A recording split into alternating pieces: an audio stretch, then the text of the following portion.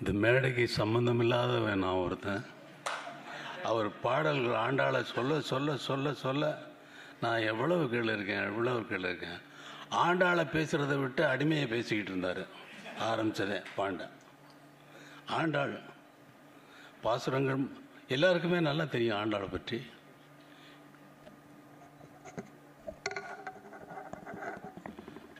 இந்த விழாவில் கலந்து கொள்ள வந்திருக்கும் மாண்புமிகு அமைச்சர் நிர்மலா சீதாராமன் அவர்களுக்கு என்னுடைய வணக்கம். மேடையில் வீட்டிற்கும் அனைவருக்கும் என்னுடைய வணக்கம். இந்த இனிய மாலை பொழுதில் அருண பகவான் ஆசி கூற இங்கே வந்து அமர்ந்து நல்ல மொழிகளை ஆண்டாளை பற்றி பேசுவது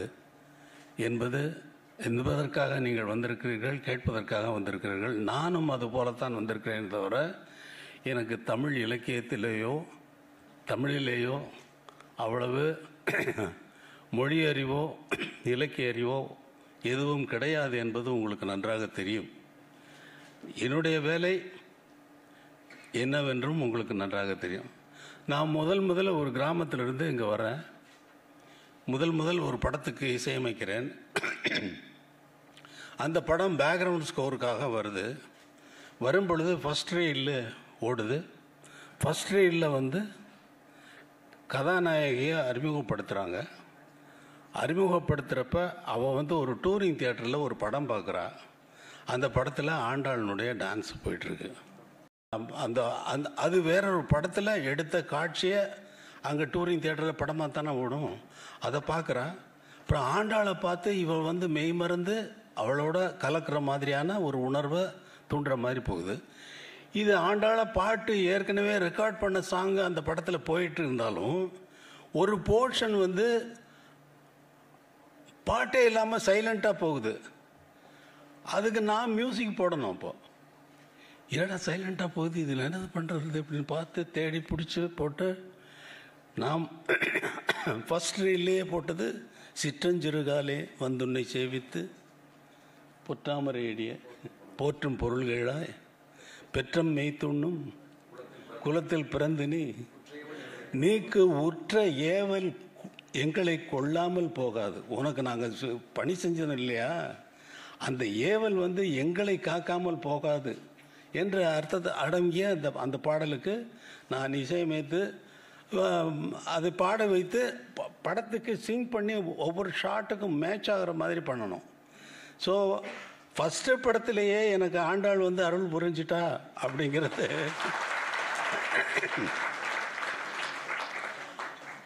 ஆனால் அவ்வளவு 30 பாடலும் ஒவ்வொரு நாளைக்கும் ஒவ்வொரு பாடல் போயிட்டே இருக்குது. இன்றைக்கி 20வது பாடல் பாடினீங்களா? 33வது பாடல் 20 அது இப்போ பாடினாங்க. எனக்கு நான் சிவபக்தன். ஆனால் இதுக்கெல்லாம் எதிரி இல்லை. நான் எங்கள் அப்பா ராமசாமி, எங்கள் அம்மா சின்னத்தாயம்மாள், அண்ணன் பாவலர் வரதராஜன், அக்கா கமலம், பத்மாவதி இன்னொரு அக்கா, பாஸ்கரன் அண்ணன். எனக்கு எங்கள் அப்பா வச்ச பேர் ஞானதேசிகன். ஆனால் ஸ்கூலில் இதை ஷார்ட்டாக இருக்கட்டும்னு சொல்லிட்டு ராஜையான்னு மாற்றினார். அது ராஜாவாயி அப்புறம் இளையராஜாவாயிடுச்சு. அது வேற கதை. அப்போது வைஷ்ணவ சம்பிரதாய இதில் அப்பா ரொம்ப தீவிரமாக இருந்திருக்காரு. அந்த ஒரு விட்ட குறையோ தொட்ட குறையோ இந்த மாதிரி இருக்குது. நான் சிவபக்தன்னா சைவத்தை மட்டுமே பாதிக்கலாம். திருவாசகத்தை நான் ரெக்கார்ட் பண்ண மாதிரி, சிம்பனி ஆர்கெஸ்ட்ரா வச்சு ரெக்கார்ட் பண்ண மாதிரி திவ்ய பிரபந்தத்தையும் நான் ஒலிப்பதிவு செய்து வைத்திருக்கிறேன். சரியான சந்தர்ப்பத்தில் அதை நான் வெளியிடவும் காத்திருக்கிறேன். எனக்கு அதில் சம்மந்தம் இல்லைனாலும் மாதம் பௌர்ணமி தினங்களில் ஏன்னா மாதம் 30 நாளும் எனக்கு ஃபுல் ஒர்க் இருக்கும். காலையில் ஒரு சாங், மத்தியானம் ஒரு சாங். 7 மணிலேருந்து 1 மணி வரைக்கும் ஒரு கால் ஷீட்டுன்னு பேர். அந்த நேரத்தில் இப்போ எல்லாம் கால் ஷீட்லாம் கிடையாது. ராவ பகலாக ஒர்க் பண்ணிகிட்டே இருக்காங்க, நைட்டெல்லாம் ஒர்க் பண்ணுறாங்க. 6 மாதம் ஆகுது ஒரு பாட்டு பண்ணுறதுக்கு. 6 மாதம் ஆகுது. 1 வருஷம் கூட எடுத்தவங்கலாம் இருக்காங்க. அதில் ரெக்கார்ட் பிரேக் பண்ணுறவங்கலாம் நிறைய இருக்காங்க. அவங்கள பற்றி நமக்கு ஒன்றும் இது இல்லை, அவங்கள குறை சொல்லணும்னு இல்லை. வரல, வந்தால் தானே. இப்போ நான் வந்திருக்கேன், நான் வந்தால் தானே, இப்போ வந்துட்டேன்ல. அது மாதிரி நான் வாசிக்கிறப்ப நான் ரொம்ப பெரிய கர்நாடக சங்கீதத்திலலாம் கரை கண்டு வந்தவன் இல்லை. இசை ஞானிங்கிற பேருக்கு தகுதியானவனா அது கொஸ்டின் மார்க் தான். என்னை பொறுத்தளவில் கொஸ்டின் மார்க். ஆனால் மக்கள் இசை ஞானின்னு கூப்பிட்றாங்க. ஓகே, நமஸ்காரம். நான் என்ன அந்த மாதிரி நினைக்கல. அதனால் எனக்கு ஒரு கர்வமும் கிடையாது. அதெல்லாம் தூக்கி எரிஞ்சது சின்ன வயசுலேயே தூக்கி எரிஞ்சிட்டேன். ஏன்னா என்னோட கச்சேரி வாசிக்கின்ற நேரத்தில் நான் பாடல் வாசிப்பேன். சின்ன பையன் ஹார்மோனியம் வாசிக்கிறேன், ஜனங்கள் கைத்தட்டுறாங்க. கைத்தட்ட பெருமையாக இருந்தது. நிறைய ப்ராக்டிஸ் பண்ணி நிறைய வாசிக்க ஆரம்பித்தேன். ஆரம்பிக்க இந்த கைத்தட்டல் ஜாஸ்தியாகி எனக்கு கர்வம் ஜாஸ்தியாகிட்டே போயிட்டு இருந்தது. ஒரு ஸ்டேஜில் இதை கைத்தட்டுறாங்களே, இது எதுக்கு கைத்தட்டுறாங்கன்னா, பாட்டுக்கா, மியூசிக்கா, நம்ம வாசிக்கிற திறமைக்கா, எதுக்குன்னு சொல்லி என் மனசு உள்ளுக்குள்ளே ஒரு கேள்வி எழுப்புனா, இல்லை இது டியூனுக்காகத்தான் கைத்தட்டுறாங்க. அது என்ன வாசிப்பேன்னா சினிமா பாடல்கள், பாப்புலரான சினிமா பாடல்களை வாசிப்பேன். அந்த பாடல் யார் அப்போ இந்த டியூனுக்கு கைத்தட்டுறாங்கன்னா இந்த கைத்தட்டல் யாருக்கு போகுது? பாட்டுக்கு போகுது. பாட்டு யார் போட்டா? எம்எஸ் விஸ்வநாதன் சார் போட்டார். அப்போ இந்த கைத்தட்டல் விஸ்வநாதன் சாருக்கு போகுது. அப்பாடா, என் தலையில் இருந்ததெல்லாம் இறங்கி போச்சு, பாரமெல்லாம் இறங்கி போச்சு. நமக்கும் இதுக்கும் சம்மந்தம் இல்லை. ஜனங்கள் அவங்க பாட்டுக்கு அவங்க ரசிக்கிறதுக்கு கைத்தட்டுறாங்க, இதுக்கு நமக்கு சம்மந்தம் இல்லைன்னு இந்த கர்வத்திலிருந்து எப்பொழுதோ நான் விடுபட்டு விட்டேன். அதனால் எந்த புகழ்மொழியும் எந்த பாராட்டுகளும், இங்கே பாண்டே எவ்வளோ பேசினார், ஒன்றும் ஒட்டலை. எனக்கு இல்லை, அதை பற்றி சிந்தனையே கிடையாது. நான் சிவபக்தன் என்று சொன்ன மாதிரி என்னுடைய வேலை காலையில் 4 மணியிலிருந்து தொடங்கும். ஒரு நாளைக்கு 2 பாடல்கள் ரெக்கார்ட் பண்ணுவேன். சில நாட்கள் 3 பாடல்கள் ரெக்கார்ட் பண்ணியிருக்கேன். ஒரே நாளையில் 3 தினங்களில் 3 படங்களுக்கு பின்னணி இசையை அமைத்திருக்கிறேன். இது என்னுடைய திறமையை சொல்வதற்காக அல்ல. அவங்களுக்கு நெருக்கடி. தீபாவளியில் ஒரு 4 படம் ரிலீஸ் ஆகுதுன்னா 4 படமும் எங்களுக்கு பேக்ரவுண்ட் நீங்கள் சீக்கிரமாக முடிச்சு கொடுத்தா தான் நாங்கள் பிரிண்டில் எல்லாம் மிக்சிங் எல்லாம் முடித்து எல்லாம் ரிலீஸ் பண்ண முடியும்னு 3 ப்ரொடியூசர்ஸ் நிற்கிறாங்க. 5-6 பேர் நிற்பாங்க. ஆனால் 3 படங்களுக்கு கண்டிப்பாக பண்ணியே தீர வேண்டும் என்ற ஒரு கட்டாயம் ஏற்பட்ட நேரத்தில் 3 ரெக்கார்டிங் தியேட்டர்களில் புக் பண்ணேன். 3 ஆர்கெஸ்ட்ராவுகளுக்கு இன்ஃபார்ம் பண்ணேன். 3 கண்டக்டர்.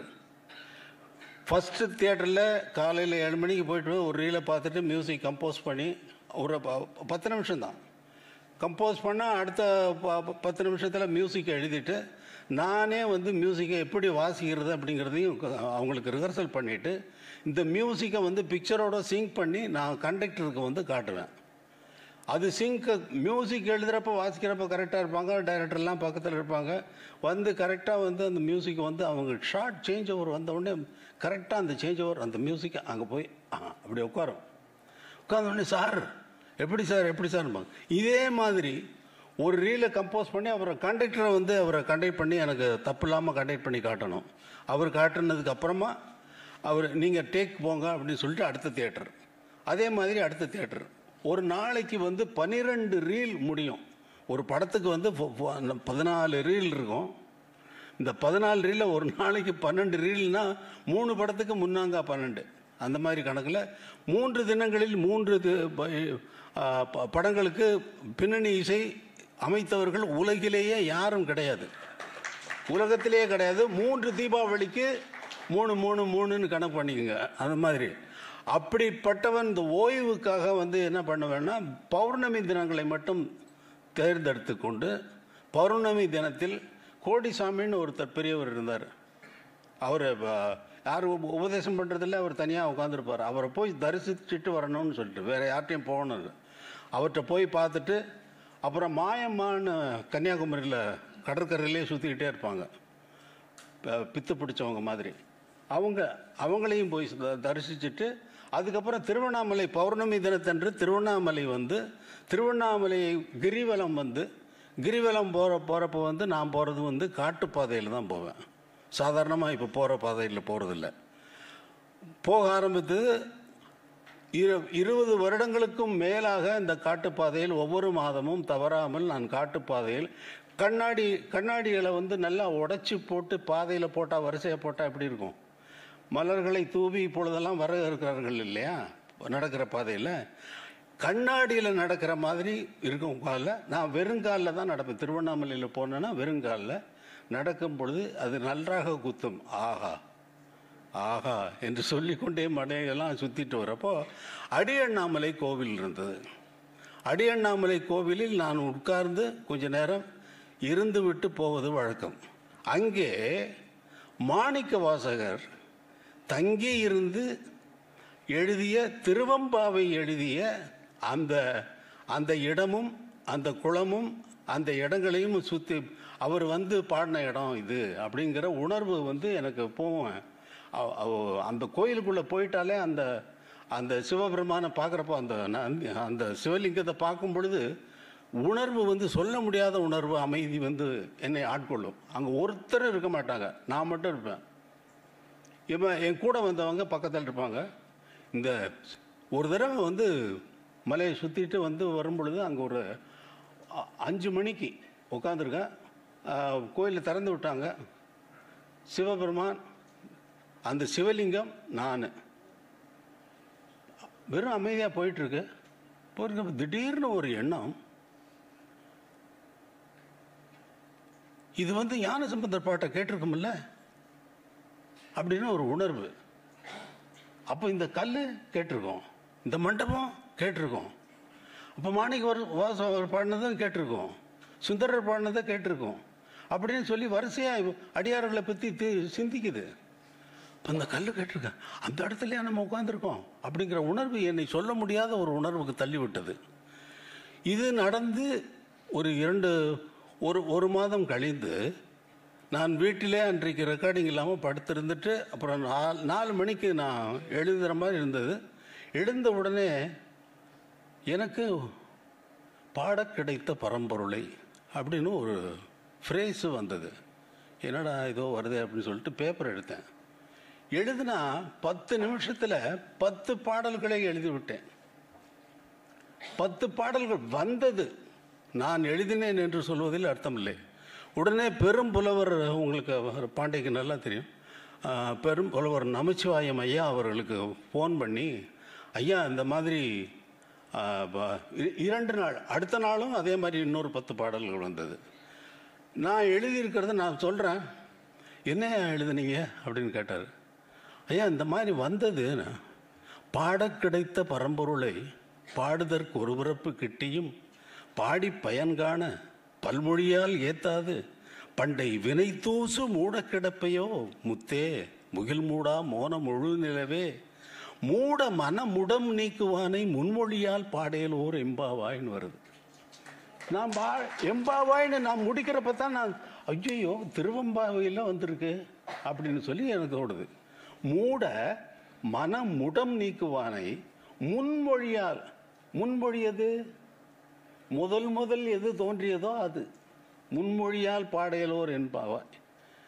காலத்தின் மாற்றம் கழிந்ததடி கார்கண்ணி கான் அறிவு கண்மூடி கோலங்கள் காட்டும் அதிசயங்கள் கண்டே அதிசயித்து கண்துயில்வாய் ஞாலத்தில் ஞாயிறள நாணி இருள் நன்னாது அகலதொருபோல் வாலறிவன் வந்தே அறிவு அகன்றுனா விரிஞ்சு பெருசாயிடல, அகன்றுனா போயிடுது, தூரம் ஓடி போயிடணும். வாலறிவன் வந்தே அறிவகன்று வாழ்ந்திருக்க பாடையலோர் எம்பாவாய். இப்படி வரிசையா பாடல்களாக வந்துக்கிட்டே இருக்கு. அதில் ஒரு பாடல், இப்போ அவன் வந்திருக்கான், இன்னும் தூங்குறிய நீ சீக்கிரம் எழுந்திரி அப்படின்னு சொல்றப்போ முதல்ல உணர்றவன் நான் தானே உணர்ந்து அவன் வரான். அவன் எப்படிப்பட்டவன், இந்த உலகத்தையே காக்கக்கூடிய அப்படிப்பட்டவன் வந்திருக்கான் அவன் வாசலுக்கு, இன்னும் தூங்கிட்டு இருக்க, இது உனக்கு தெரியலையா அப்படின்னு நான் ஒன்று எழுத்துறப்ப என் உனக்கு நான் உணர்த்துறப்ப எனக்கு தானே உணருது முதல்ல. அப்ப அதனால எனக்கு கிடைக்கிற புண்ணியம் இருக்கு இல்லையா, என் பயனை உன் உறக்கம் வந்து எழுப்ப இட்டானை பாடையிலோர் எம்பாவாய் அப்படின்னு வருது. அப்புறம் இன்ன உலகு இன்ன உயிர் இன்ன உடம்பென்று விதி என்னென்ன தோற்றியதோ, அன்ன உயிர்க்கு என்ன உணவு என்ன வாழ்வு என்று விதி என்னென்ன காட்டியதோ, அன்று விதி கொன்று விதி தென்றுமென்றும் அன்பு விதி கட்டி வைத்த அண்ணலுக்காய் முன்னுவந்தே இன்னிசைத்து மூண்ட விதி முற்றுமர பாடையிலோர் எம்பாவாய்.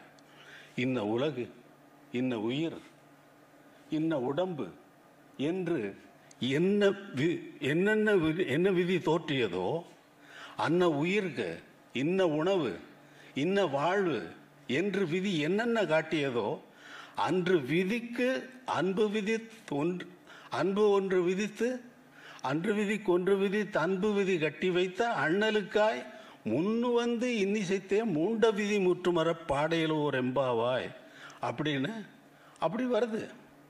அப்படி அவர் வந்து ஐயா 20 பாட்டுதல் தான் எழுதினேன் அப்படின்னு சொன்னேன். ஐயா மாணிக்க வாசகரும் 20 பாடல் தான் ஏன் எழுதியிருக்காரு.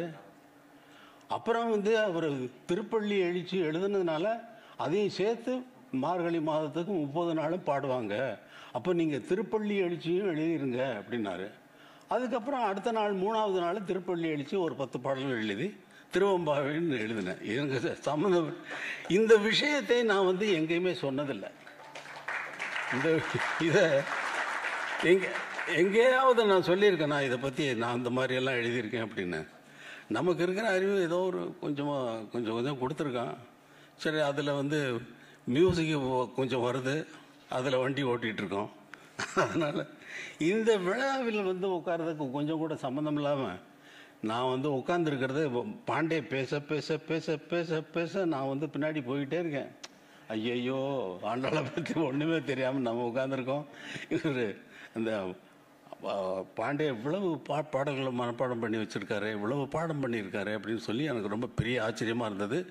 இந்த விழாவில் நான் வந்து சம்மந்தமில்லாமல் நான் வந்திருந்தாலும் சம்மந்தமில்லாதவன் என்று என்னை நான் நினைத்து கொண்டாலும் என்னை சம்மந்தப்படுத்தி இங்கே கொண்டு வந்து அமர்த்தி வைத்தான் அல்லவா, அவனுக்கு அந்த ஒருவனுக்கு நன்றியை தெரிவித்து ஜெயசுந்தர் அவர்கள் இன்றைய தலைமுறைக்கு இது போய் சேருகின்ற முறையிலேயே அவருடைய எழுத்து இந்த புத்தகத்தில் அமைந்திருப்பது மிகவும் உத்தமமானது. இறைவனுடைய பரிபூரண அருள் இல்லை என்றால் இது நடக்கிற காரியம் அல்ல. இது நீண்ட ஆயுள் நிறை செல்வம் ஓங்கு புகழ் மெஞ்ஞானம் பற்றி நீடூழி வாழ ஜெயசுந்தர் அவர்களை மனமாற வாழ்த்துகிறேன். அவர் வந்த அந்த பாரம்பரியம், அந்த வழி அவருடைய புண்ணியம், முன்னோர்கள் செய்த புண்ணியம் அவருக்கு வந்து சேர்ந்திருக்கிறது. என்றும் நீடூழி வாழ வாழ்த்துகிறேன். நன்றி, வணக்கம்.